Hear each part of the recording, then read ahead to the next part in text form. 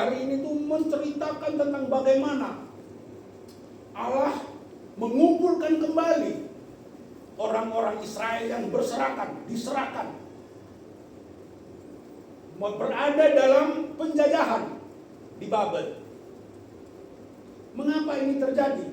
Semuanya karena bangsa Israel adalah bangsa yang tegar tengkuk. Ada waktu ketika mereka dalam kesulitan, tertekan, mereka berdoa, ampuni kami Allah, ampuni kami. Mereka mendekat pada nabi-nabi saat itu dan memohon nabi untuk berdoa, dan Tuhan mendengarkan doa mereka. Jadi Bapak Ibu, firman Tuhan hari ini mau mengatakan kepada Bapak Ibu, saudara dan saya, bahwa sebesar apapun dosa kita, ketika kita dengan segala rendah hati datang menghadap Tuhan, meminta pengampunan darinya, Dia akan mengampuni dosa-dosa kita. Ada cara iblis untuk menghambat kita untuk tidak datang kepada Tuhan dengan mengatakan, aduh dosamu sudah terlalu berat, engkau sudah sangat berdosa, gak mungkin lagi Allah mengampunimu. Itu cara iblis.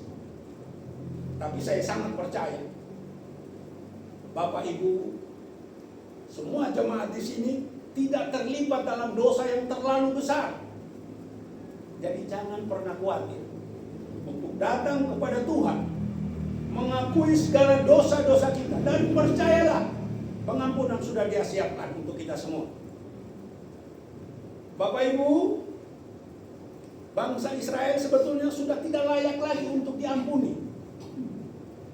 Karena semenjak mereka dituntun keluar oleh Tuhan sendiri lewat Musa hambanya, keluar dari Mesir, banyak sekali sungut-sungut yang mereka lontarkan. Bahkan Musa itu mau dilempari batu. Karena mereka bertanya, mengapa engkau menuntun kami keluar dari Mesir hanya untuk mati di padang gurun? Musa berdoa, kami minta makan, kami minta minum, kami minta daging. Dan Tuhan menjawab, mana turun di perkemahan mereka saat itu. Dan angin bertiup kencang membawa puyuh masuk ke tempat mereka, dan mereka boleh mengambil puyuh itu dengan tidak bersusah payah. Bapak Ibu, satu orang Israel itu memakan satu hari itu 2 liter mana, atau setara dengan hampir 700 gram makan pagi, siang, dan malam. Semuanya karena Allah mengasihi mereka. Demikian juga dengan kita, jangan ragu-ragu untuk minta. Tuhan, saya dalam keadaan kekurangan, saya pasrahkan semua kepadamu. Percayalah, Tuhan punya cara. Banyak sekali cara Tuhan untuk memberkati kita.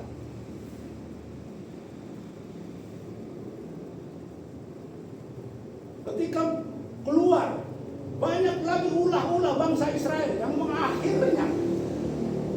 akhirnya membuat Musa tidak boleh masuk ke tanah Kanaan. Padahal Dia yang menuntun mereka keluar dari perbudakan di Mesir. Tapi dia tidak boleh masuk Kanaan karena emosi melihat tingkah laku dari bangsa Israel. Bangsa Israel yang begitu banyak bersungut-sungut boleh masuk Kanaan.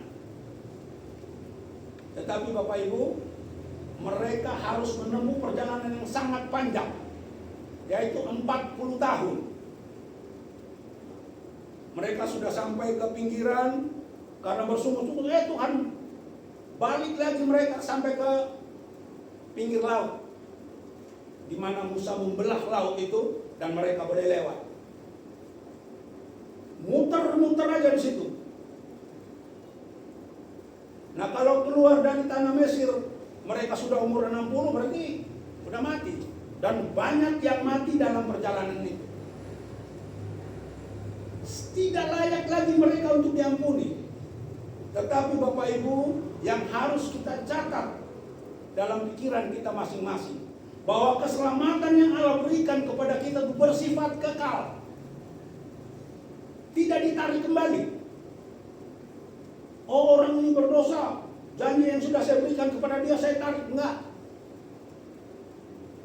Tuhan punya cara mengingatkan kita, Bapak, Ibu, Saudara, dan saya, bahwa kita ini adalah anak-anak Allah.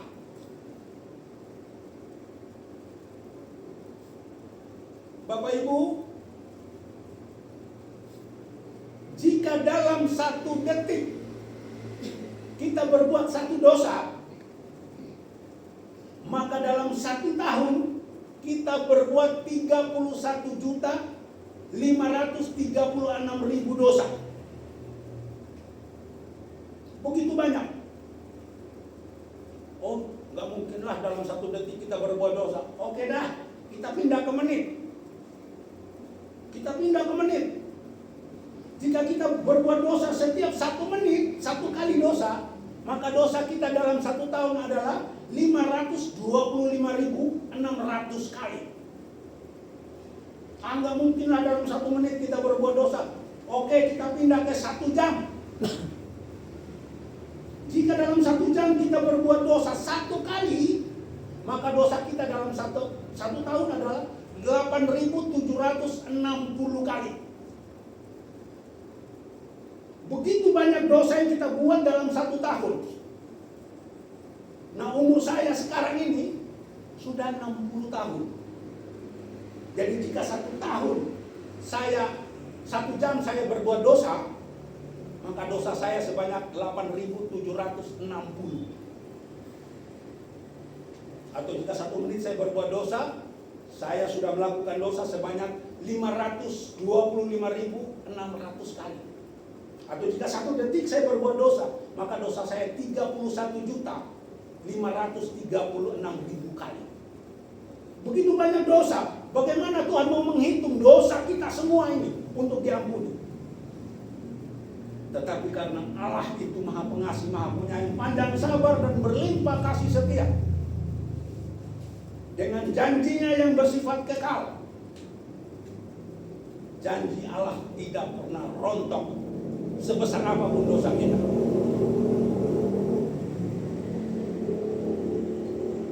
Bapak Ibu, di akhir tahun kemarin, tanggal 31 Desember 2025, pasti setiap keluarga mengadakan doa tengah malam.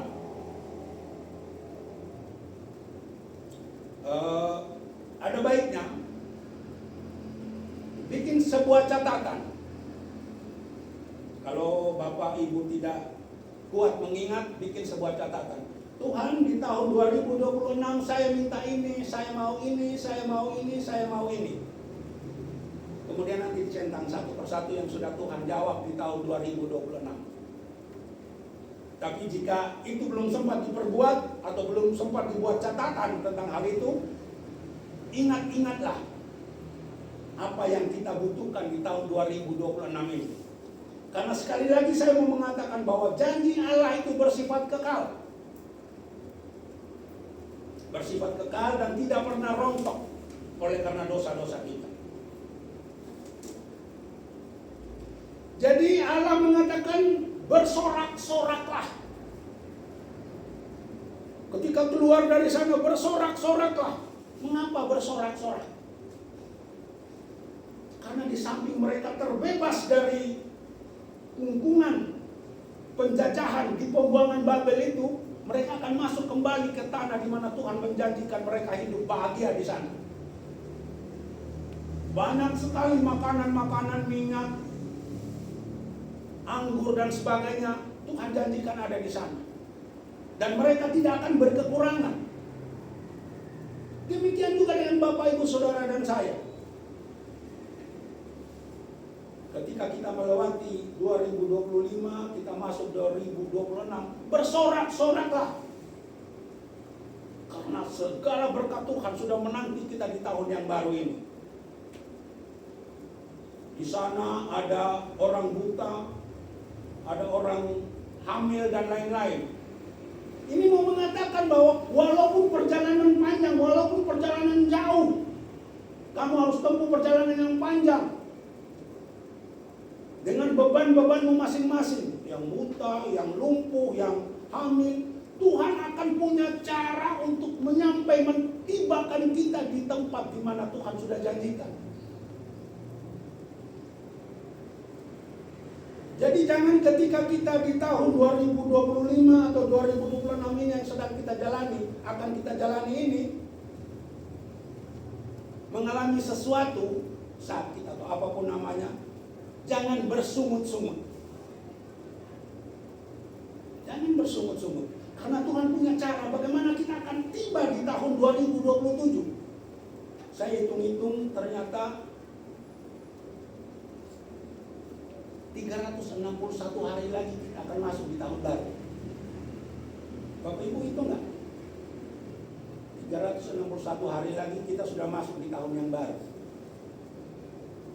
Oh masih lama Tuhan. Ya sama lamanya dengan 365 hari dari tahun 2025 ke 2026. Jangan pernah khawatir.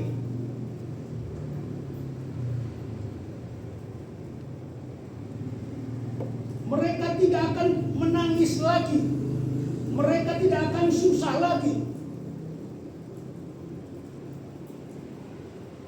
Tetapi Tuhan juga punya cara. Jika kita melakukan pelanggaran-pelanggaran, Dia akan memberikan penalti kepada kita. Yaitu kalau bangsa Israel melalui pembuangan atau dijajah oleh bangsa-bangsa lain. Demikian juga dengan kita, ketika kita mengalami sesuatu, introspeksi diri.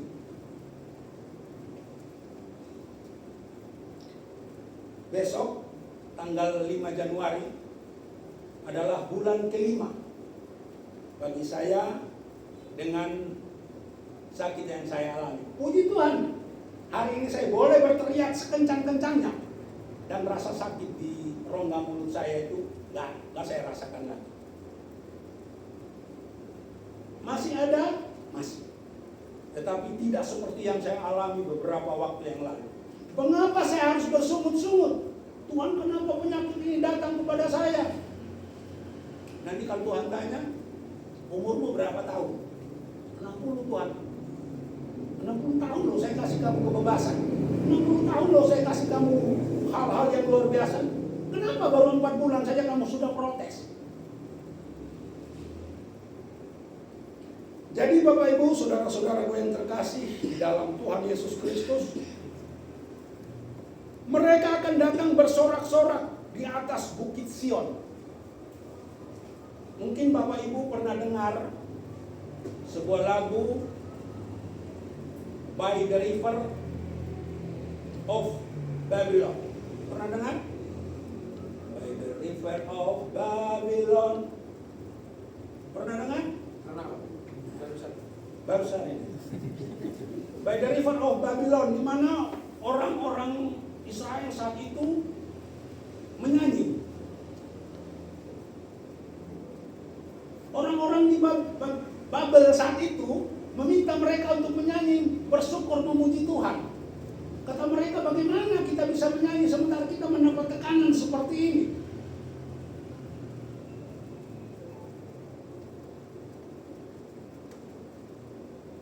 Jadi untuk menyanyi memuji Tuhan saja mereka tidak bisa di Babel. Mereka rindu akan Bukit Sion. Bukit Sion adalah bukit kudusnya Tuhan. Di sanalah akan terjadi sorak-sorai dan seterusnya. Tetapi kali ini Tuhan mengatakan kamu akan bersorak-sorak di atas Bukit Sion. Muka mereka akan berseri-seri karena kebajikan Tuhan. Karena gandum, anggur, dan minyak. Karena anak-anak kambing, domba, dan lembu sapi. Hidup mereka akan seperti taman yang diairi baik-baik. Mereka tidak akan kembali lagi merana.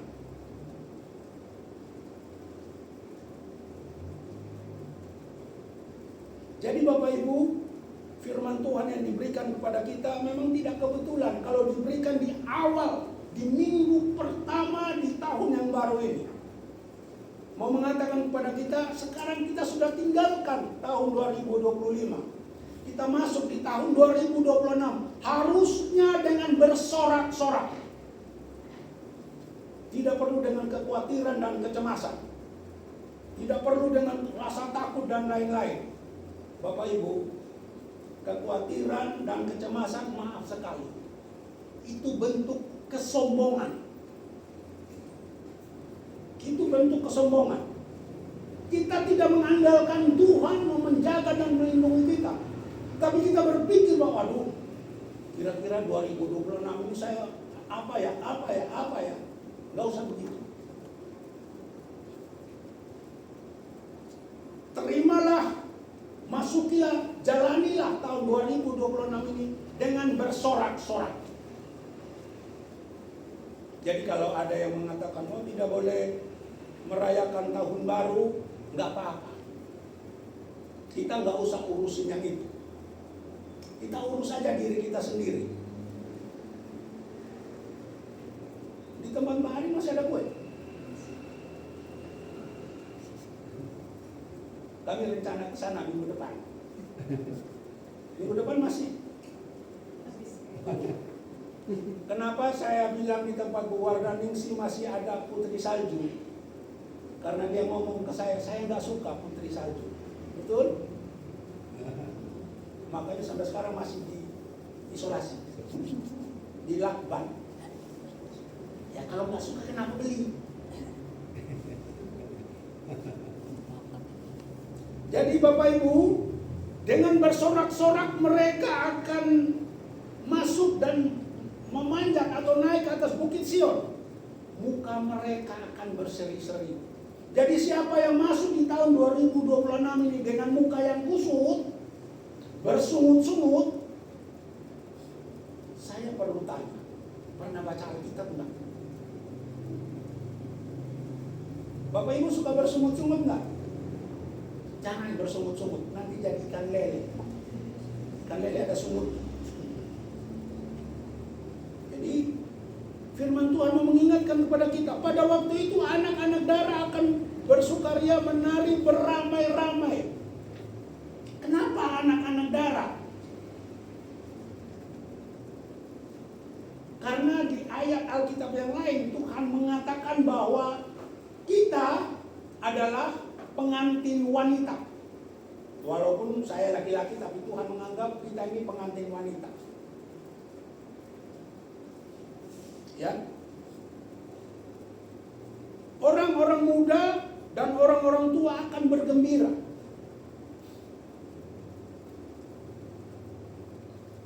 Semua akan bergembira karena memasuki suatu tempat yang luar biasa yang sudah Tuhan janjikan akan menjadi milik kita. Ibu Eli masuk nggak ini ya? Bu Eli nggak ada? Tidak tempat. Ada Bu Eli. Selamat pagi Bu Eli. Saya masih ingat hadiahnya Bu Eli. Tapi nggak usah ngomong di sini. Jadi anak muda, orang tua akan bergembira. Tidak ada alasan kita masuk 2026 ini dengan bersungut-sungut. Harus tetap bergembira. Karena Tuhan bersama-sama dengan kita. Dia menjanjikan gandum, minyak zaitun, anak domba, anak sapi, lembu dan lain-lain akan ada bersama-sama dengan. Artinya itu menunjukkan kesejahteraan yang Tuhan berikan kepada Bapak, Ibu, Saudara dan saya. Jadi kalau semua itu sudah ada, apalagi yang membuat kita bersungut-sungut? Aku akan mengubah perkabungan mereka menjadi kegirangan, akan menghibur mereka dan menyukakan mereka sesudah kedukaan mereka. Jadi ketika mereka berada di pembuangan di Babel, mereka ini berduka. Orang Israel saat itu berduka. Tapi Tuhan merubah semua itu menjadi sukacita. Sekali lagi, kalau kita memasuki tahun yang baru ini tidak dengan sukacita, apa alasannya? Aku akan memuaskan jiwa para imam dengan kelimpahan. dan umatku akan menjadi kenyang dengan kebajikanku. Demikianlah firman Tuhan. Mengapa ada catatan khusus? Aku akan memuaskan jiwa para imam dengan kelimpahan. Karena tugas para imam ini adalah menyampaikan kabar baik. Suku Lewi itu kan tidak dapat bagian dari pembagian tanah itu, dan mereka hanya dapat untuk mereka hidup saja. Jadi nggak ada untuk ternak mereka, nggak ada. Oleh sebab itu, dengan sejahteranya para imam dan mereka akan melayani umatnya dengan baik, sehingga wajah berseri-seri itu akan muncul di wajah umat Israel dan Bapak Ibu Saudara dan saya saat ini.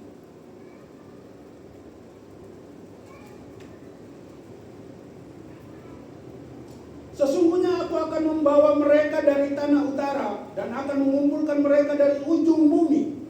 Di antara mereka ada orang buta, lumpuh, ada perempuan yang mengandung bersama-sama dengan perhimpunan yang melahirkan. Dalam kumpulan besar mereka akan kembali kemari. Jadi semua sektor, semua bagian kehidupan kita ini diatur oleh Tuhan, dijaga oleh Tuhan yang sangat sempurna. Jadi tidak boleh kita mengeluh memasuki tahun yang baru ini. Hidup dan kehidupan kita adalah milik Tuhan. Serahkan semua kepadanya dan yakinlah bahwa hidup dan kehidupan kita yang kita serahkan sepenuhnya kepada Tuhan, kita tidak akan berkekurangan. Tuhan Yesus memberkati.